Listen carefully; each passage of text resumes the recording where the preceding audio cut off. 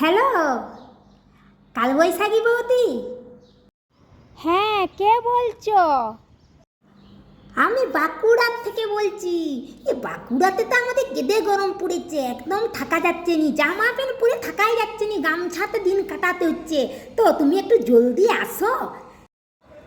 ও ঠাকুরপো, আরে আমি এখন যেতে পারবো নাই, মোটেও যেতে পারবো নাই। আরে আমার যখন মন হবে আমি তখন যাব।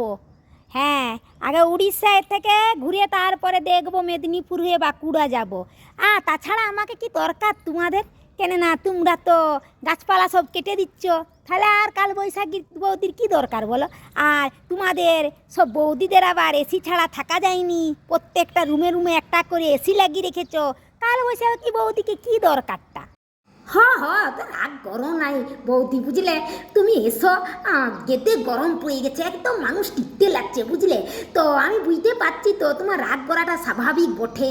কেন না সবাই গাছপালা তো কেটে দিচ্ছে, তুমি বলছো ঠিকই, কিন্তু কি করবে বলো দেখিনি, করার তো কিছু নাই। এটাও বুঝতে পারছি যে মানুষের থেকে এসির সংখ্যা বেশি হয়ে গেছে। তুমি রাগ করো নি, বুঝলে? এসো, জলদি করে আসার চেষ্টা করো। কি বলছো? এখন আসবে নাই? কখন আসবে তবে?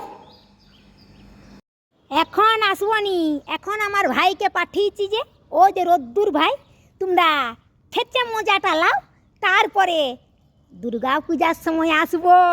আমার বোন আমি, আরে আমার বোন বৃষ্টি আর আমি। হ্যাঁ, তারপর তোমাদের তখন ঠেলাটা দেখাবো।